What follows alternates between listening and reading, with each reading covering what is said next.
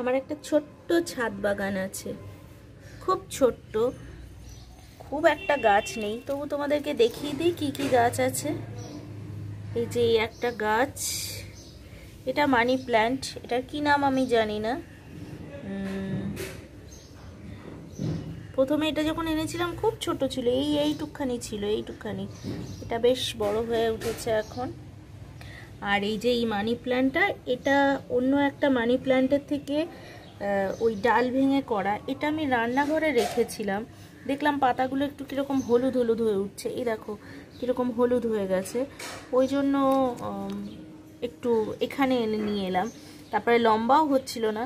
এর আগে এই গাছটার সাথে যখন এই কাঠিটা বেঁধেছিলাম তখন গাছটাই এত দূর ছিল, এত দূর। এখন দেখছি একটু লম্বা হয়েছে বাইরে রাখাতে। এই যে, আর এটা একটা রঙ্গন গাছ, এখন শীতকাল বলে বোধহয় পাতাগুলো কিরকম হয়ে উঠেছে। এছাড়া দেখো একটা ছোট্ট লঙ্কা গাছ হয়েছে, ওখানে থানকুনি পাতা, কিছু থানকুনি পাতা গাছ হয়েছে লঙ্কা গাছে।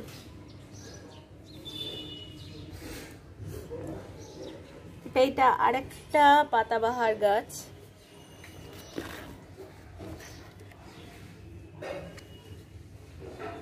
আরেকটা পাতাবাহার গাছ। এটা অনেকদিন গাছগুলোকে ঠিকঠাক মতো একটু পাতা টাতাগুলো ছেটে দেওয়া, এ করা, এগুলো কিছু করা হয়নি, করতে হবে আবার।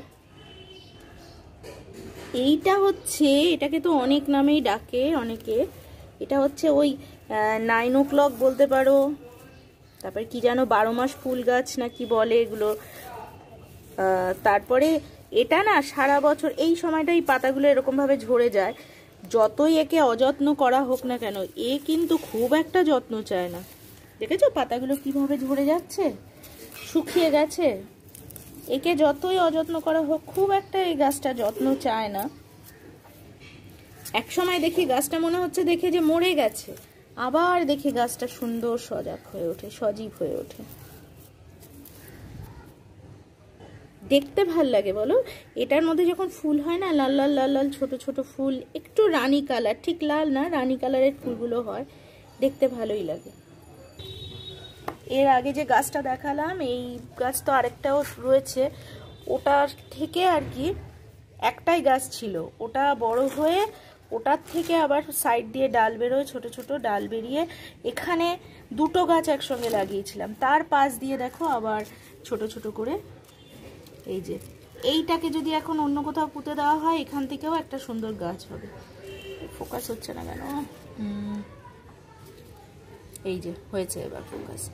এখান থেকেও দেখো দুটো আছে, এখান থেকে মুখ থেকে দুটো হয়েছে, মানে এখানে দুটো গাছ আমি লাগিয়েছিলাম, ওই গাছটা থেকেই দুটো এরকম ছোট ছোট সাইড দিয়ে বেরিয়েছিল চারা, দুটো লাগিয়েছিলাম। এখন যদি এগুলোকে আবার পুঁতে দেওয়া হয় মাটিতে, তাহলে আবার এখান থেকে দুটো গাছ বেরোবে। এই দেখো আমার সেই মানি প্ল্যান্ট গাছটা, ওই যে দিওয়ালির সময় এটা ঘরে রেখেছিলাম, ওই যে পাতাগুলো কিরকম হয়ে যাচ্ছে বলে আবার ছাদে এনে রেখেছি। ছাদে রাখাতে একটু সতেজ লাগছে গাছটাকে। আর এই মানি প্ল্যান্টের এই যে পাতার যে এই ডিজাইনটা, এটা খুব ভাল লাগে আমার, একটু সতেজ হচ্ছে। এইটাকেও ভাবছি একটা ছোট্ট কাঠি দিয়ে বেঁধে দেব, তাহলে ওই মানি প্ল্যান্টটার মতো একটু লম্বা হবে। আর এখানে আর একটা, এটাও পাতাবাহার। আমার অ্যাকচুয়ালি বাড়িতে পাতাবাহারের সমাহারই বেশি, পাতাবাহারই বেশি। এই যে এইবার এটা হচ্ছে তুলসী গাছ, এই তো সেই তুলসী গাছ, জোড়া তুলসী গাছ আছে, এই যে একটা, এই যে একটা, পাশাপাশি দুটো তুলসী গাছ রেখেছি। এই যে, আর সেই দিনকে যে গাছগুলো আনলাম, এই গাছটা দেখো পাতাগুলো কিরকম কিরকম হয়ে যাচ্ছে, হয়তো মালিকের হাত বদল হয়েছে বলে ওর মনে ঠিক খুশি নেই। আদর যত্ন করলে যদি দেখা যাক, আদর যত্নে আবার যদি আমাকে ভালোবেসে ফেলে, তাই না? ওর তো মালিকের হাত বদল হয়ে গেছে, ওই জন্য বোধহয় ওর প্রাণে ঠিক আনন্দ নেই। হাজার হোক গাছেরও তো প্রাণ আছে, ওই জন্যই বোধহয় মন খারাপ হয়ে পড়ে রয়েছে। এই গাছটাও তাই, কি সুন্দর ফুলগুলো ছিল, তোমাদের দেখিয়েছিলাম আগের ভিডিওতে। দেখো এই গাছগুলোরও মন খারাপ, পাতাগুলো দেখেই বোঝা যাচ্ছে গাছটার মন খারাপ। ওই অনেকটা হয় না, মেয়েরা শ্বশুরবাড়ি চলে গেলে কদিন তাদের মনটা খারাপ থাকে, মাকে বাবাকে ছেড়ে যাওয়া, তারপরে তো আস্তে আস্তে দিন যায়, বছর যায়, সব কিছু আমরা অ্যাডজাস্ট করে ফেলি, তাই না? গাছগুলোরও সেরকম অবস্থা, দুটো গাছেরই। এই গাছটা আবার ঠিকঠাক আছে, দেখো এই যে পাশাপাশি দুটো গাছ, এই গাছটা আর এই গাছটা, এই দুটো গাছ আবার ঠিকঠাক আছে, আপাতত ঠিকঠাক আছে। এরপরে জানি না কি হবে। এদের মালিকের হাত বদলে খুব একটা মনের উপর প্রভাব পড়েছে বলে মনে হচ্ছে না। গাছের এইখানে দেখো, এটা বোধহয় গাছের ফুল, আমি ঠিক জানি না, এই গাছের ফুল বোধহয় এটা।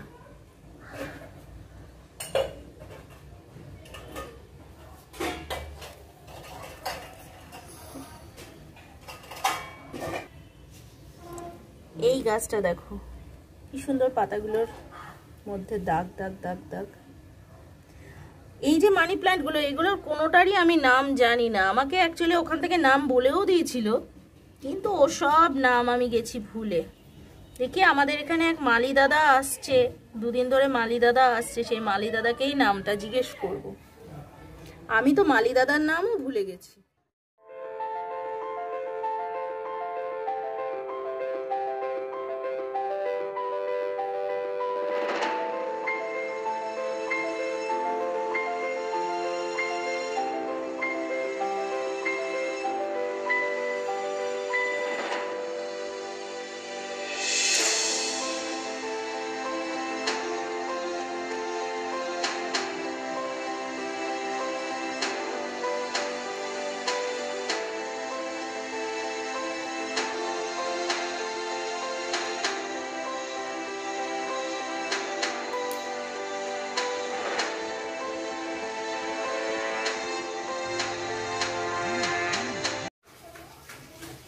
Good afternoon, welcome to my channel মৌমিতার ঘরকন্যা।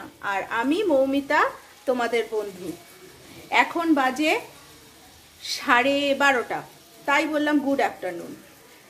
সকাল থেকে তোমাদের সামনে এসে গল্প করার, কথা বলার সময় পাইনি। আর হ্যাঁ, সকালবেলার রান্নাবান্না কিছুটা তোমাদের সাথে শেয়ার করলাম, সকালের কাজ কিছুটা শেয়ার করলাম। আর এখন সমস্ত রকম তরকারি কেটে টেটে যা রান্না হবে সব কিছু করে টোরে কেটে টেটে রেখে স্নান করে এসেছি। এবার তোমাদের সাথে একটু গল্প করব, একটু কথা বলবো, তারপরে গিয়ে বাকি কাজ করব। সকাল সকাল এই দিকের কাজগুলো সব সেরে যদি এখন স্নান করে নেওয়া যায় না, তাহলে কিন্তু বেশ ঠান্ডাটা একটু কম লাগে। ওই আর কি, স্নান করব, গায়ে জল ঢালবো আর ওই শীত লাগবে, ওই ভাবতে ভাবতে ভাবতে ভাবতে মোটামুটি সারাটাক্ষণ চলে যায়। মানে ভয়ে ভয়ে স্নান করব, জল ঢালবো, ভয়, সেই ভয়েই অর্ধেকটা সময় চলে যায়। তো ওই জন্য ভাবলাম যে মোটামুটি যে কাজগুলো করার, ফ্রিজ থেকে মাছ বের করে রেখে দিয়েছি, আর সবজি কাটা হয়ে গেছে, ব্রেকফাস্ট সবাইকে দেওয়া হয়ে গেছে, গাছগুলোকে একটু অনেক দিন জল টল দেওয়া হয় না, মানে নিজে দেওয়া হয় না, ওই টাপুটুপুরি দেয়, টাপুটুপুরি করে। তো আজকে একটু সেগুলো করলাম, করে ভাবলাম যে না, স্নানটা করি, স্নান করে তারপরে রান্নাঘরে ঢুকবো। তা এখন কিছুটা সময় আর কি, স্নান করে এসছি, এখন কিছুটা সময় একটু তোমাদের সাথে গল্প করি, একটু কথা বলি, তারপরে গিয়ে রান্নাঘরে যাব। আর এই যে স্নান করে উঠে একটুখানি এখন চা না খেলে শরীরটা গরম হচ্ছে না। আর তাছাড়া ব্রেকফাস্টে আজকে করেছিলাম খিচুড়ি। তো খিচুড়ি আজকে ওদের 4 জনকে দিয়েছি, রাজাকে টিফিনে দিয়ে দিয়েছি। রাজাকে অ্যাকচুয়ালি সকালে ব্রেকফাস্টে ও খিচুড়ি খায় না, ও টিফিনে নিয়ে গেছে খিচুড়িটা। আর ওই টাপুরটুপুরকেও দিয়েছি, মাকেও দিয়েছি। আর আমার আর সকালবেলা ওইসব খিচুড়ি টিচুড়ি খেতে ইচ্ছে করলো না। সকালবেলা যদি ওরকমভাবে ভাত টাত খেয়ে ফেলি না, আমার মনে হয় যেন না, এবার ঘুমিয়ে পড়ি। আর কোনো কাজ বাকি নেই, সব কাজ শেষ হয়ে গেছে। ভাত খিচুড়ি ওই সব খেয়ে ফেলে মনে হয় না, এবার ঘুমিয়ে পড়ি। তো ওই জন্য আর কিছু খাইনি। আমার এই চা আর সঙ্গে দুটো বিস্কিট এতেই হয়ে যাবে। আর এমনিতেই এখন 12:30 বেজে গেছে। তো এবার রান্নাবান্নাগুলো শেষ করব, রান্নাবান্না শেষ করে তারপরে একবারে লাঞ্চ করে নেব। মিডিয়ায় একটা ফটো কি ভাইরাল হয়েছিল না, স্টেশনে দাঁড়ালে পরে কাঞ্চনজঙ্ঘাটা দেখা যাচ্ছে। স্টেশনে দাঁড়ালে তোমরা ভাবো জিনিসটা যে কিভাবে সেটা ভাইরাল হয়েছিল। অ্যাকচুয়ালি ওই প্রচণ্ড গরমের মধ্যে ওই রকম একটা ছবি দেখে বেশ ভালোই লাগছিল, তাই না? যে আমরা তো কোথাও যেতে পারছি না, এখন ঘরে বসে বসেই বেশ সুন্দর কাঞ্চনজঙ্ঘাটা দেখে নিচ্ছি। ভালোই লাগছিল, আমার তো বেশ ভালো লাগছিল, খারাপ লাগছিল না। আর তাতে করে যা হচ্ছিল, টাপুর টুপুর মাঝে মাঝে আমাকে জিজ্ঞেস করছে, হ্যাঁ মা সত্যি সত্যি কি আমাদের স্টেশনে দাঁড়ালে পরে কাঞ্চনজঙ্ঘা দেখা যাচ্ছে? ভাবো একবার। তবে এই বছর এই করোনা করে আমরা এমনভাবে গৃহবন্দী হয়েছি, সত্যি কথা আর ভালো লাগছে না। প্রত্যেক বছর এই ডিসেম্বর মাসটাতে কোথাও না কোথাও একটু ঘুরতে যাই, কিন্তু এই বছর ঘরের মধ্যে বসে থাকা পুরো বছরটাই দূর আর ভাল লাগছে না, বলো? আর ভাল লাগছে না।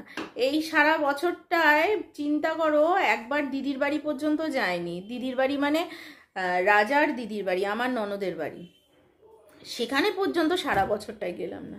ওখানে গেলে পরেও না কোথার থেকে যে সময়টা কেটে যায়। দিদির বাড়ি অ্যাকচুয়ালি বোলপুরে, শান্তিনিকেতনে। তো ওখানে গেলেও এত সুন্দর লাগে চতুর্দিকটা, মানে শান্তিনিকেতনের ভিউ তো সবসময় ভালো লাগে। তো কোথার থেকে মানে যখনই যাই তখনই যেন মনে হয় এই প্রথম এসছি, এইরকম একটা ফিলিংস হয়। আর মা বাবা তো একা একাই এখানে ছিল, তো এই একা একা আছে। কখন কি হয়, বয়স্ক মানুষ, বাবা অসুস্থ, বাবার তো পেসমেকার আছে, ওই জন্য ভাইয়ের কাছে পাঠিয়ে দিলাম। ফলে এখন এখানে একেবারেই একা, এই আমরা আছি, এই কজন আছি। কবে যে এই সিচুয়েশন থেকে বেরোতে পারবো আমরা ভাবতেই পাচ্ছি না। তবে এটাও ঠিক জানো তো, লকডাউনটা হওয়াতে তার কিছু প্লাস পয়েন্টও আছে। মানে ধরো আমরা এর আগে এতটা টেকনোলজির অ্যাডিক্টেড ছিলাম না, বা এতটা টেকনোলজির নলেজ আমাদের ছিল না, যেটা লকডাউনের পরে আমাদের হচ্ছে। যেমন বাচ্চা কাচ্চারা এখন অনলাইনে ক্লাস করছে। তো এই যে অনলাইন ক্লাস, প্রথমে যখন শুনেছিলাম আমরা তো সবাই ভেবেছিলাম, মানে আমরা বেশিরভাগ মায়েরাই আর কি, যারা এটার সঙ্গে খুব একটা পরিচিত নই, তারা প্রথমেই ভেবেছিলাম ওরে বাবারে অনলাইন ক্লাস, সে আবার কিভাবে হবে, তাতে আমাদেরকে মানে নিজেদেরকে কতটা শিখতে হবে, তারপরে বাচ্চা কাচ্চাকে শেখাবো, একটা ভয় কাজ করেছিল প্রথম দিকে। কিন্তু এখন আমরা কেন, আমাদেরও প্রয়োজন হয় না, বাচ্চারাই এখন এত সুন্দর জিনিসটাকে অর্গানাইজলি অনলাইন ক্লাসটা করছে। মানে ঠিক আছে, মোবাইলটা নিয়ে গেলাম, মার বা বাবার মোবাইলটা নিলাম, কিভাবে অন করব, কিভাবে অ্যাপে ঢুকবো, কিভাবে অ্যাপে ঢুকে কিভাবে ক্লাসটা করব, এবং এরা খুব স্বাচ্ছন্দ্যে করছে, তাই না? আর সত্যি কথা বলতে কি, আমাদের থেকে আমাদের বাচ্চা কাচ্চারা অনেক বেশি স্মার্ট। আমরা এই বয়সে, এই টাপুর টুপুরকে দেখছি তো, আমরা এই বয়সে বলতে গেলে বোকাই ছিলাম। বলছি এখনকার বাচ্চারা না অনেক বেশি স্মার্ট, এবং অনেক বেশি এই সব প্র্যাকটিক্যাল নলেজগুলো তারা খুব সহজে নিতে পারে। এই জিনিসটা লকডাউনের প্লাস পয়েন্টও বলতে। দেখ, তোমাদের সাথে কথা বলতে বলতে চাটা খেয়ে ফেললাম, চাটা শেষ হয়ে গেল। এবারে রান্নাঘরে যেতে হবে, তাই না? এবার রান্নাঘরে ঠিক যেতেই হবে। ওই শীতের সমস্ত রকম সবজিগুলো মিলিয়ে একটা পাঁচমিশালি তরকারি করব। দেখবে এই সময় শীতে যে সমস্ত সবজিগুলো ওঠে সেইগুলোর একটা আলাদা টেস্ট হয়। এগুলো সব মিশিয়ে যদি তুমি খুব তাকঝাক নাও করো, হালকা করে তরকারি করলেও সেই তরকারিটা দিয়ে কিন্তু এক থালা গরম ভাত বেশ সুন্দর খেয়ে নেওয়া যায়, ভাত বা রুটি যেটাই বলো, খুব সুন্দর খেয়ে নেওয়া যায়। কিন্তু আমাদের ছোটবেলায় না, আমি এই ধরনের তরকারি একদম খেতে চাইতাম না, জানো। টাপুর টুপুর এই নিয়ে কোনোদিন ঝামেলা করে না, কিন্তু আমি এই ধরনের তরকারি একদম খেতেই চাইতাম না। এই ধরনের তরকারিকে আমি কি বলতাম জানো? ব্যাট তরকারি, ব্যাট তরকারি বলতাম। তো আজকে সেই ব্যাট তরকারি রান্না করব। আর এখন তো আমার মানে এই বয়সে পৌঁছে এখন এই ধরনের তরকারি খেতে ভালোই লাগে। ওই যে বললাম আমরা ছিলাম বোকা, এইসব তরকারির যে কি খাদ্যগুণ কি কিছুই বুঝতাম না, তাই জন্য না খেতে ভাল লাগছে না, খাবো না। মা সেখানে এটা এইভাবে, ওটা ওইভাবে, এই সবজিটা এভাবে, ওই সবজিটা ওইভাবে করে খাওয়ানোর চেষ্টা করতো। কিন্তু এখনকার বাচ্চারা অনেক বেশি হেলথ কনসিয়াস, যে না এই তরকারিটা খাওয়া দরকার, ভালো না লাগলেও খাবো। এটা অন্তত আমি দেখি তো টাপুর টুপুর এই নিয়ে কখনো ঝামেলা করে না। কিছু কিছু জিনিস খেতে চায় না, তবুও খাবো না, একদম ফেলে উঠে যাব, এই জিনিসটা করে না। করবো লোটে মাছ।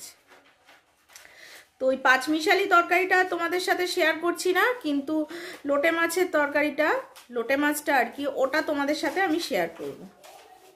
ঠিক আছে, তাহলে চা শেষ, চলো তাহলে উঠি। লোটে মাছ রান্না করতে প্রথমে কড়াইতে সর্ষের তেল দিয়ে দিলাম। এবার ফোড়নে দেব গোটা জিরে আর কালো জিরে। এগুলো একটু ভাজা হয়ে গেলে পরে আগে থেকে ডুমডুম করে কেটে রাখা আলুটা দিয়ে একটু সাঁতলে ঢাকা দিয়ে দিলাম। ঢাকা দিয়ে দিলে পরে তাড়াতাড়ি আলুটা নরম হয়ে যাবে। এবার আগের থেকে কেটে রাখা পেঁয়াজ কুচি, লঙ্কা আর রসুন কুচি এই আলুর মধ্যে দিয়ে দিলাম। দিয়ে একবার পুরো জিনিসটাকে মিশিয়ে নিলাম।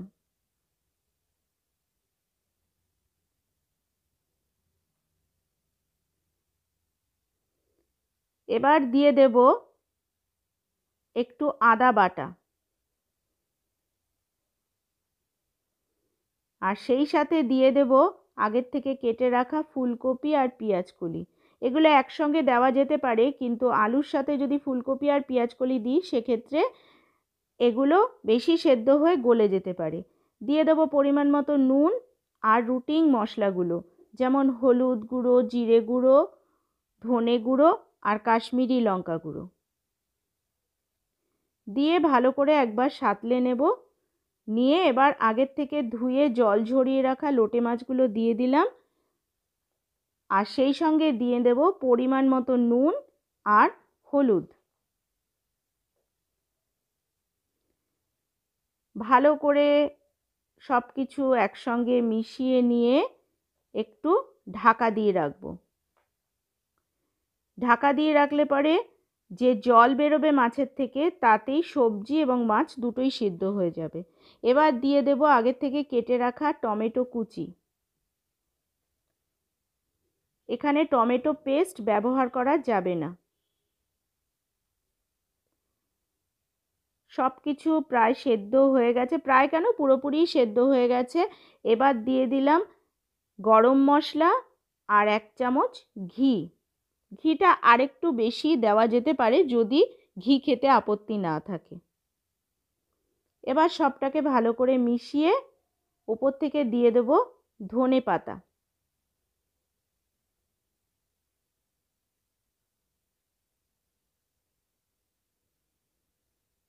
ধনে পাতা দেওয়ার পর আমার লোটে মাছ তৈরি হয়ে গেল।